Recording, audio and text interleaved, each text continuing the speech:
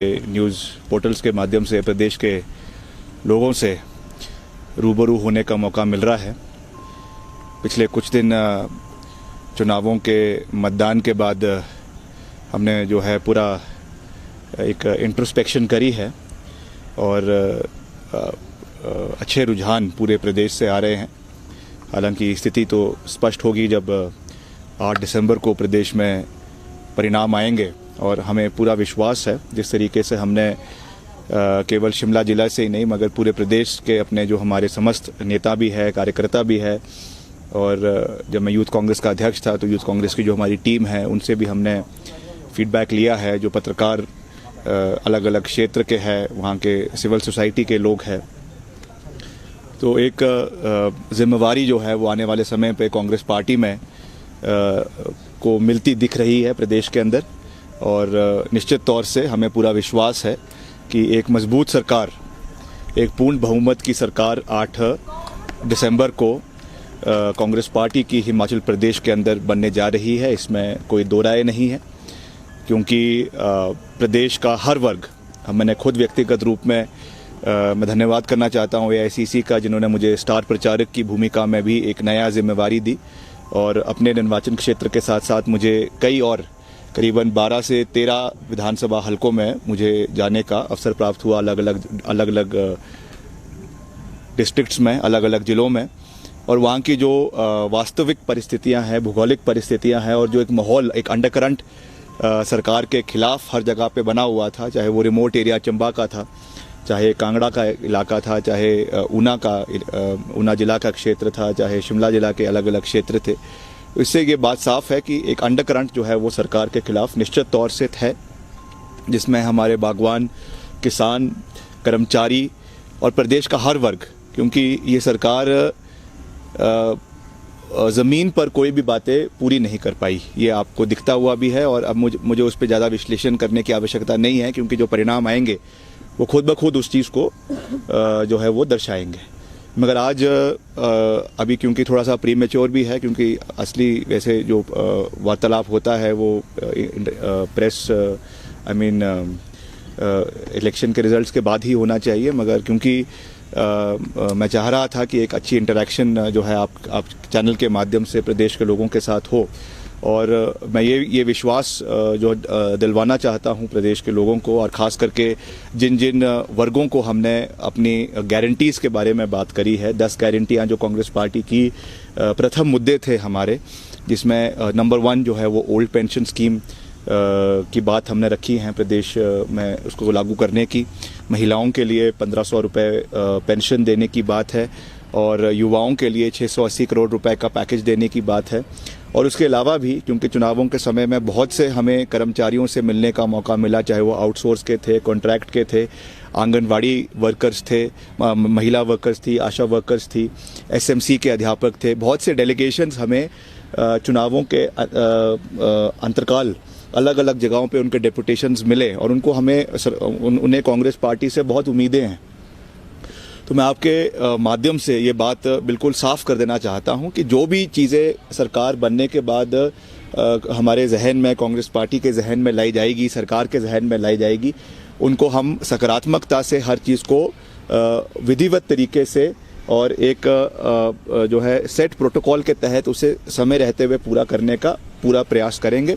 जहाँ तक OPS की बात है, ये हमारा चुनावी इलेक्शन का नंबर 1 गारंटी है, जिसको हम डे 1 के ऊपर इम्प्लीमेंट करेंगे। और इस पे अभी भी भारतीय जनता पार्टी द्वारा चुनावों के बाद भी इस तरीके की भ्रांतियां फैलाई जा रही है प्रदेश के अंदर कि ये इम्प्लीमेंट नहीं हो सकता है या इसमें केंद्र सरकार का सहयोग चाहिए।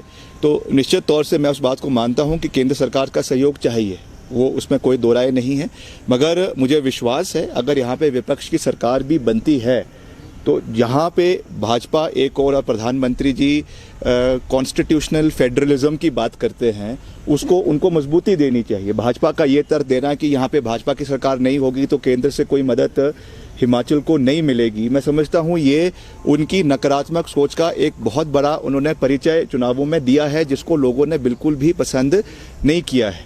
ये कहना कि केंद्र सरकार का कोई भी मदद कांग्रेस शासित राज्य को भविष्य में नहीं मिलेगा, मैं समझता हूं कि ये हमारी जो फेडरल स्ट्रक्चर है देश का, उसके बिल्कुल विपरीत ये बातें उन्होंने करी है। और ये उनकी बौखलाहट को, उनकी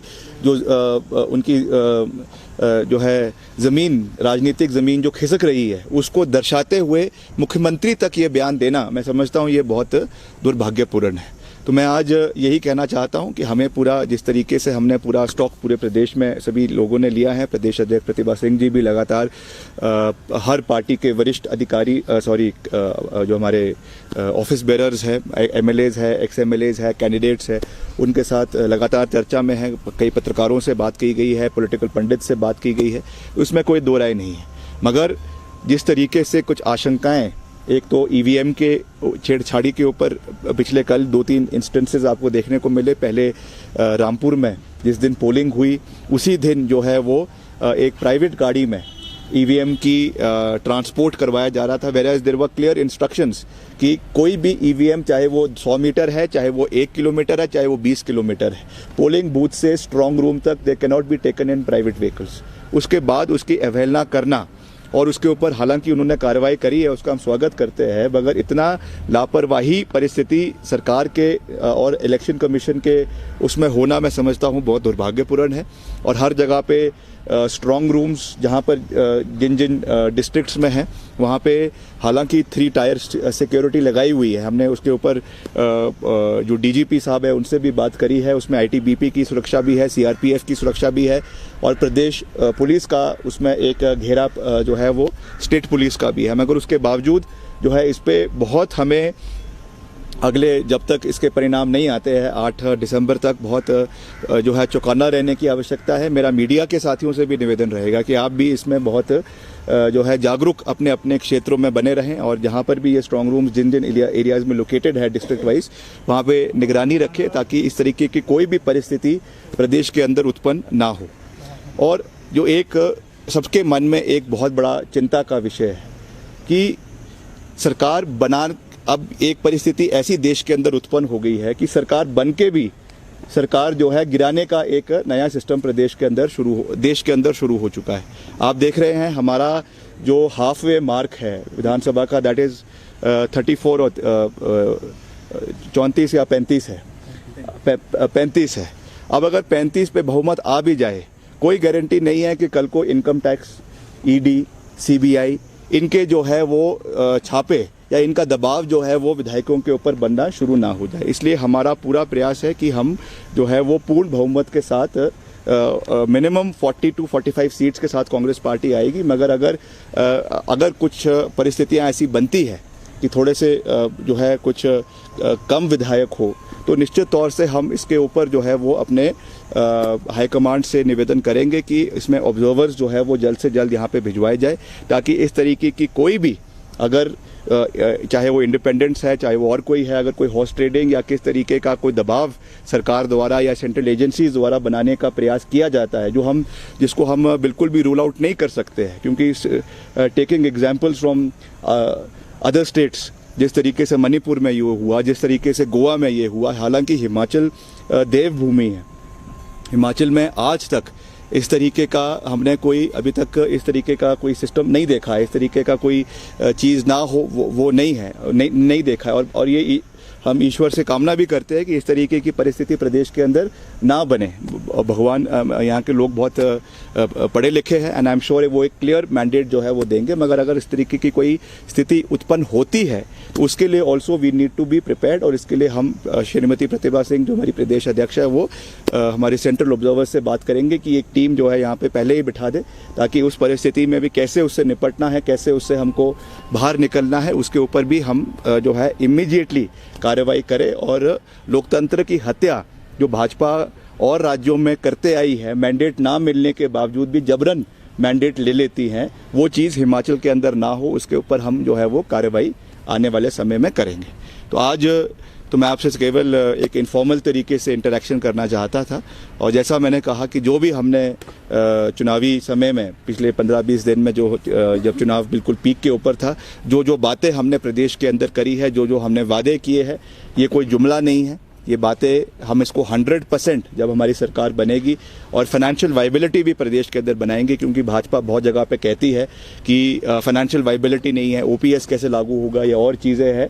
तो उसके लिए जो हमारे एक्सचेकर पे अनकॉल्ड बर्डन है स्टेट के ऊपर, जो फजूल खर्ची है, उसको कम किया जाएगा। रिसोर्स मोबिलाइजेशन के भी नए तरीके देखने का हम जो है वो प्रयास करेंगे और जो अनवांटेड एक्सपेंडिचर्स है उसको कट डाउन करने का प्रयास करेंगे और एक रिस्पॉन्सिबल तरीके से, जैसे पिछले 5 साल एक रिस्पॉन्सिबल तरीके से हमने अपनी ऑपोजिशन में अपनी भूमिका अदा करी है, वैसे ही ईश्वर के आशीर्वाद के साथ जब सरकार बनेगी we will play a constructive role in the government. और जिस तरीके से स्वर्गीय राजा वीरभद्र सिंह जी का जो एक काम करने का तरीका रहा है, उनकी सरकारों का काम करने का तरीका प्रदेश के अंदर रहा है, on those lines Virbhadra Singh Vikas model जो है वो हिमाचल प्रदेश के अंदर आने वाले समय में कार्यरत होगा, इसका हमें पूरा विश्वास है।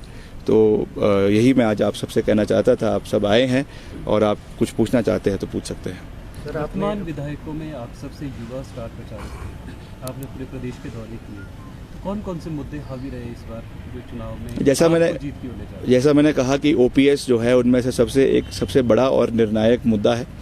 जो महंगाई है वो भी बहुत बड़ा एक समस्या प्रदेश के लोगों को, पर्टिकुलरली महिलाओं को देखने को मिल रही है। जिस तरीके से एलपीजी गैस था, पेट्रोल, डीजल, हर चीज़ पे जो डेली कंज्यूमेबल्स है उसके ऊपर जीएसटी लगा हुआ है, तो ये सब चीज़ें थी। और अनएम्प्लॉयमेंट, बेरोज़गारी आज प्रदेश पे चरम सीमा पे है। 14 लाख बेरोज़गार युवा है। इन्वेस्टर मीट में के नाम पे 80,000 करोड़ में से कोई पैसा नहीं आया, कोई रोज़गार नहीं मिला, जो कुछ मिला वो भी बंदरबांट में, केवल सिराज में और धर्मपुर में मिला है। तो ये सब चीज़ों में युवाओं का खास करके एक हमने खासा रोष दिखा और युवाओं का जिस तरीके से इन चुनावों में एक बढ़कर उन्होंने हिस्सा लिया, क्योंकि मैंने खुद देखा है 14 में और 19 में जो लोकसभा के चुनाव हुए उसमें युवा हमसे बिल्कुल कांग्रेस पार्टी से बिफर गया था, मगर इस चुनावों में जो जोश हमने युवाओं में देखा, पर्टिकुलरली अगर मैं अपनी विधानसभा क्षेत्र की बात करूं, जिस तरीके से युवा निकल कर आया उससे ये साफ था कि युवा बदलाव चाह रहा है और युवा जो है वो इस सरकार के बिल्कुल खिलाफ है। तो ये बहुत से मुद्दे थे, कर्मचारियों के भी थे, अलग अलग क्षेत्रों के अलग अलग है। जुबल कोटखाई है, रामपुर है, आपका चौपाल है, जो सेब बाहुल्य क्षेत्र है, वहाँ पे उनके अपने बागवानों किसानों के मसले थे।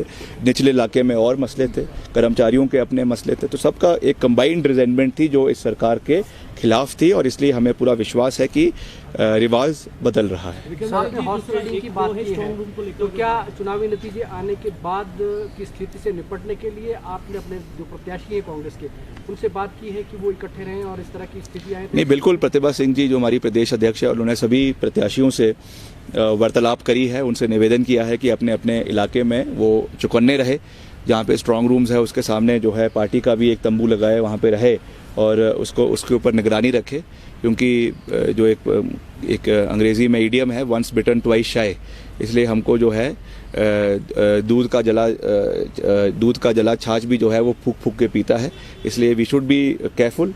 मैं नहीं कह रहा हूँ कि ऐसा होगा, मगर अगर ऐसा होगा तो उसके लिए वी शुड बी प्रिपेयर्ड, क्योंकि ये लोकतंत्र की हत्या हिमाचल के अंदर हम बर्दाश्त नहीं करेंगे। सर, रामपुर की दत्तनगर पंचायत में जो एक्शन लिया गया है चुनाव आयोग की ओर से कर्मचारियों पर, उससे आप कितने संतुष्ट हैं? और दूसरी बात यह है कि कर्मचारी महासंघ अभी आरोप ये लगा रहे हैं कि राजनीतिक दल और कर्मचारियों के बीच इससे अराजकता का माहौल पैदा होगा, क्योंकि निलंबन करना सही नहीं था। नहीं, निलंबन तो करना ही था।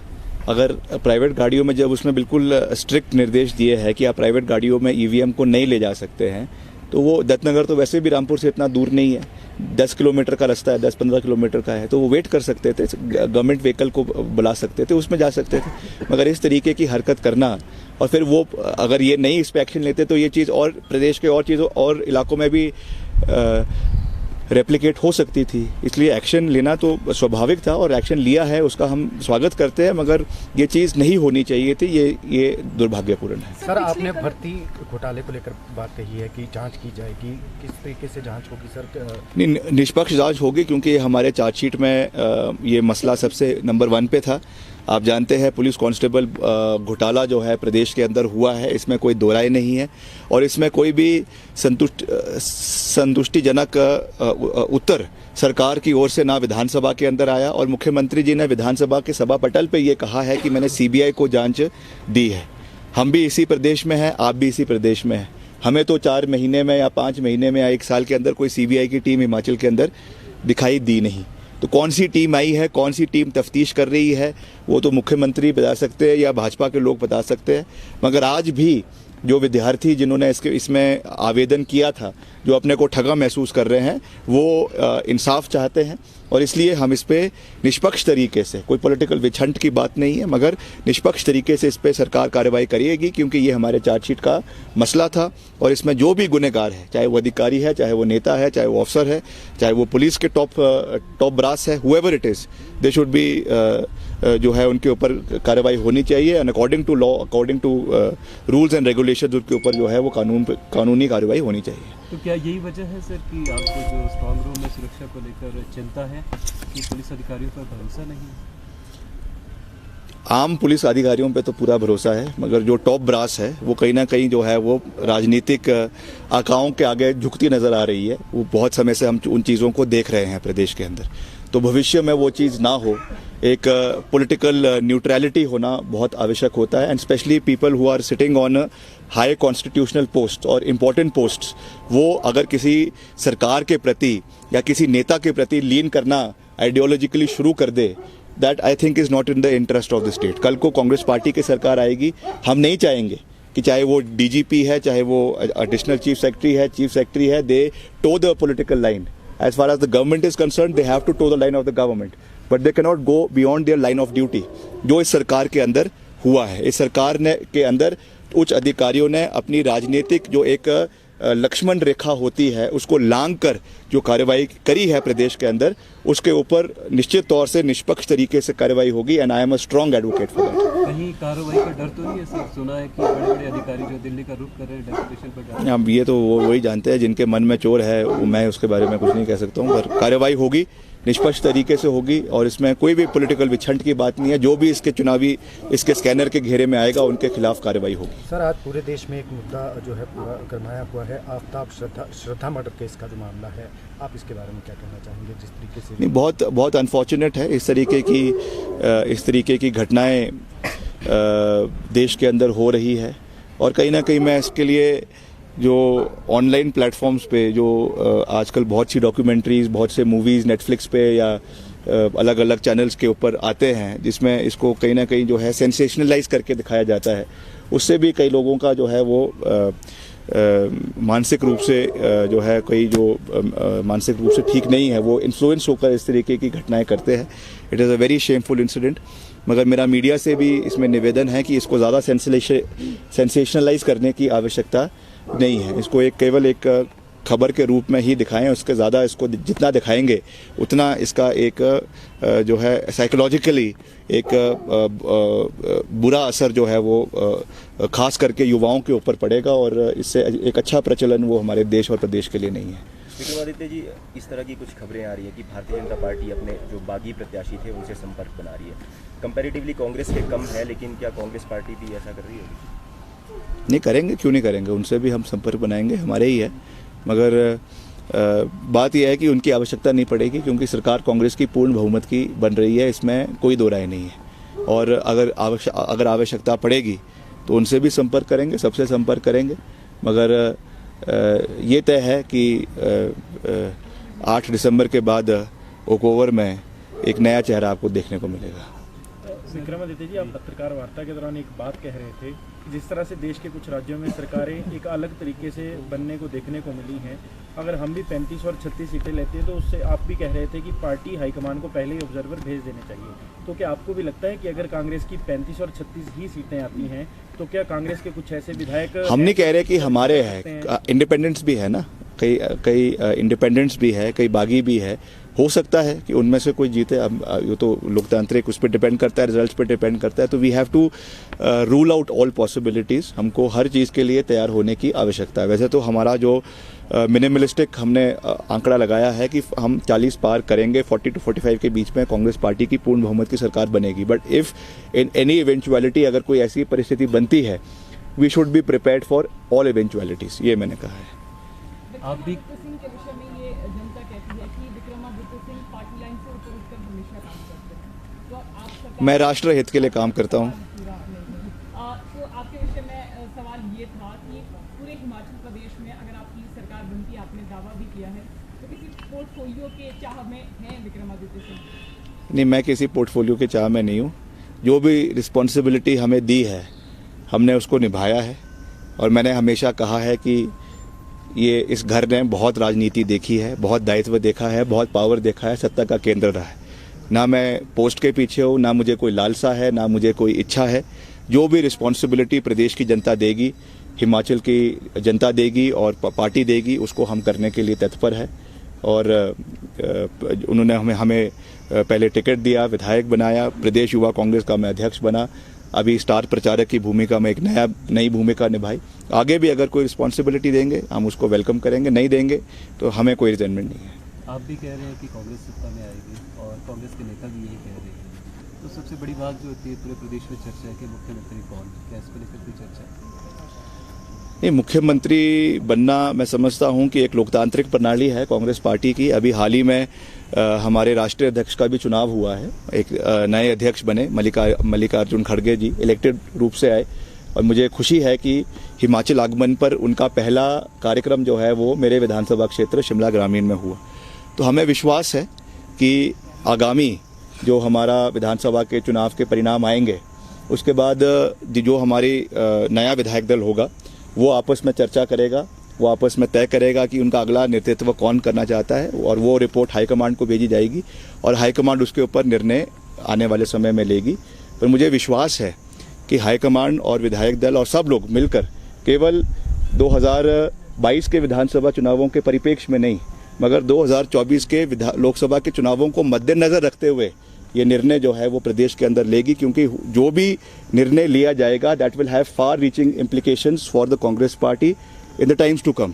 इसलिए इसको हमें केवल प्रदेश के परिप्रेक्ष्य से देखने की आवश्यकता नहीं है। इन चुनावों का इस निर्णय का इम्प्लीकेशंस जो है वो राष्ट्रीय परिप्रेक्ष्य में 2024 में भी हमको देखने को मिलेगी। यहाँ से 4 सांसद हैं और आई एम श्योर कि the Congress will make the right decision. So जो एक लोगों का विश्वास जो है वो पार्टी में बना रहे और हम मिलकर 24 में भी एक अच्छा परिणाम जो है वो हिमाचल प्रदेश से दें।